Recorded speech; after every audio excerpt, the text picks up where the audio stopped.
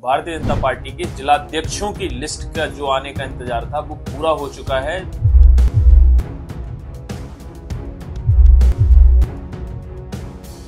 पर 26 जिलों में यानी कि बीजेपी के जिलाध्यक्षों को रिपीट किया गया है। आखिर ये है क्या 80-20 का फार्मूला और जिलाध्यक्षों की लिस्ट के आने के बाद कैसे ये लागू होगा?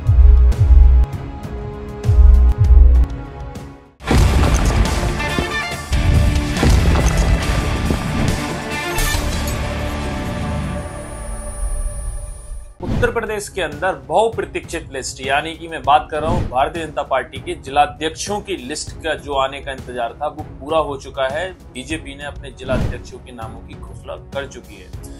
जिस समय पे देखने में आ रहा है 70 सीटों पर यानी कि बीजेपी के जिलाध्यक्ष घोषित हो चुके हैं। तमाम जातिगत समीकरणों को देखते हुए बीजेपी की जिलाध्यक्ष जो है कुछ जगह पर 26 जिलों में यानी कि बीजेपी के जिलाध्यक्षों को रिपीट किया गया है। जिसमें देखा जाए कुछ ऐसे प्रमुख जिले हैं जैसे बनारस है, चंदौली है और केशव प्रसाद मौर्य का जिला यानी कौशाम्बी है। उन जिलों के लिए अभी चुनावी प्रक्रिया से रोका गया था, इसलिए उनकी अभी लिस्ट दोबारा फिर से आएगी।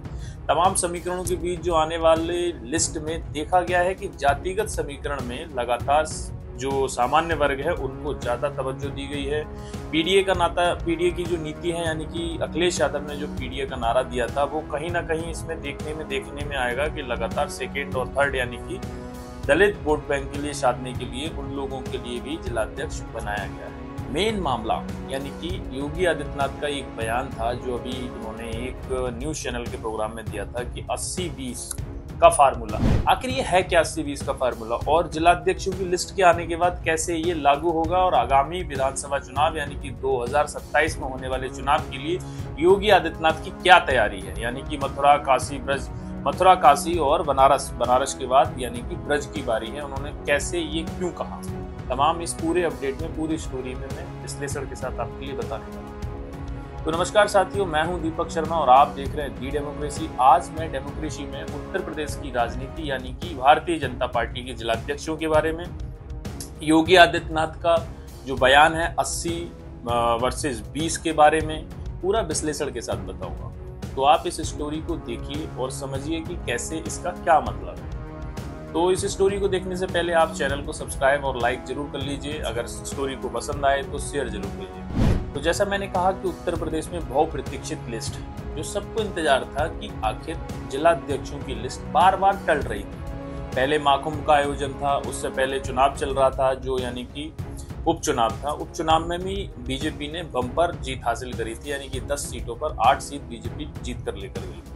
तमाम लगातार यानी कि जो पहले मंडल अध्यक्ष के चुनाव थे वो हो चुके थे, उनकी लिस्ट आ चुकी थी। उसके बाद बीजेपी की जो जिलाध्यक्षों का चुनाव था यानी कि वो लिस्ट आने में काफी समय लग रहा था कि कहीं ना कहीं राजनीतिक प्रेशर यानी कि केंद्र का प्रेशर हो या राज्य के नेताओं का प्रेशर हो, संगठन में कहीं ना कहीं अपनी पैरवी के कारण लगातार दो धड़ों में बटी हुई बीजेपी कहीं ना कहीं बीजेपी की जिलाध्यक्षों की चुनाव का यानी कि जो नतीजा था वो रुका हुआ था।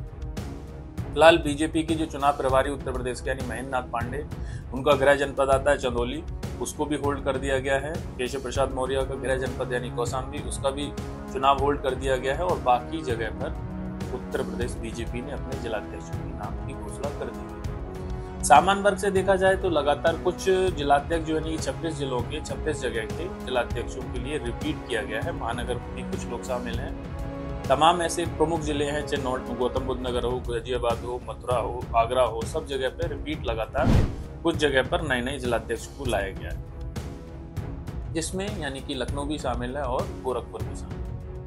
अब बात जातिगत यानी कि जो समाजवादी का नारा है यानी कि जिस तरह से वो पिछली बार संसदीय चुनाव में जिस तरीके से उन्होंने पीडीए का नारा देकर लगातार बीजेपी से ज्यादा सीटें पाई थी यानी कि 37 सीटें समाजवादी पार्टी के खेमे में आई थी। तो उस दौरान पीडीए यानी कि उन्होंने जिस तरीके से पीडीए को देते हुए अपनी सीटें निकाली थी, वो इस बार एक टीवी चैनल के प्रोग्राम में योगी आदित्यनाथ से पूछा जाता है तो उन्होंने बड़ा सटीक से एक जवाब दिया था।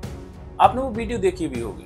जिस तरह से उन्होंने जवाब दिया कि अब वो समय नहीं है, अब इस समय पर 80 वर्सेस 20 है। 80 मतलब 80% हमारे पास हैं लोग और 20% में बाकी सभी पार्टियों के पास लोग हैं, यानी कि सभी वर्गों का ख्याल रखते हुए उन्होंने ये बात बोली। यानी 80 का मतलब है कि 80% लोग, वो कोई जाति विशेष नहीं, जाति धर्म सभी जातियों के समीकरण को लेकर उन्होंने बात कही थी कि 80% वोट बैंक जो है इस समय राज्य में हमारे पास है और 20% में जो बचा हुआ वोट है वो बाकी सभी पार्टियों के पास है।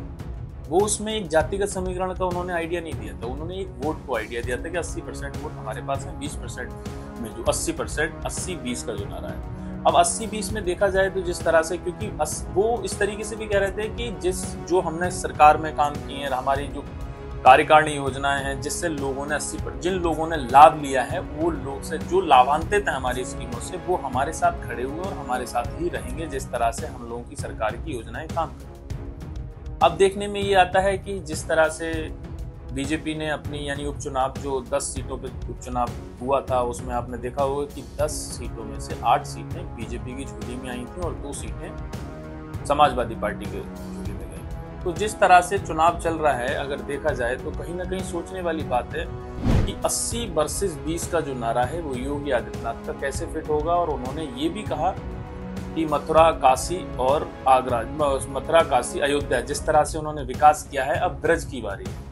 तो संबल को लेकर भी उन्होंने कहा था कि संबल में हमारे पुराने जितने भी जो हमारे धार्मिक स्थल हैं, उनको जिस तरीके से वो हमारे हैं, वो हटाए गए थे, कब्जे किए गए थे, अब उनको हम वापस ले रहे हैं, तो उसमें किसी को ऐतराज क्या है। तो उन्होंने ये भी बयान दिया था, यानी कि संबल की तरफ भी विकास होना निश्चित है, संबल की तरफ भी काम होना चालू हो गया है, जिस तरह से उनका मानना है। और ब्रज क्षेत्र, ब्रज में वो लगातार काम करते हुए नजर आएंगे, क्योंकि ब्रज की तरफ डेवलपमेंट में ज्यादा योगी आदित्यनाथ का विजन, जिस तरह से उन्होंने ये बयान दिया।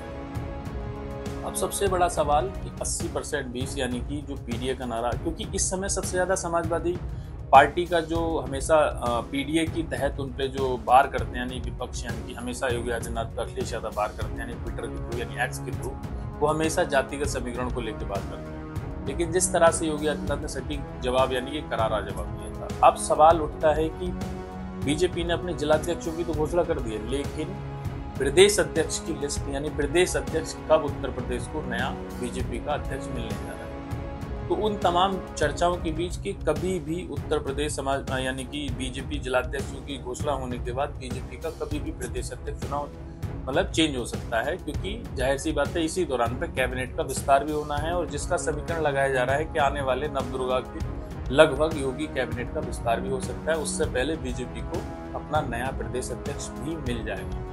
उधर उत्तराखंड में भी कैबिनेट विस्तार की चर्चाएं, क्योंकि वहाँ के जो मिनिस्टर हैं प्रेमचंद अग्रवाल, उन्होंने इस्तीफा दे दिया था, उसके बाद लगातार कैबिनेट विस्तार को लेकर तमाम तरह की चर्चाएं चल रही हैं। लेकिन उत्तर प्रदेश में भी कैबिनेट का विस्तार होना है। अगर कुछ भी नया अपडेट आएगा तो मैं आप लोगों के बीच फिर से लेके आऊँगा। तब तक के लिए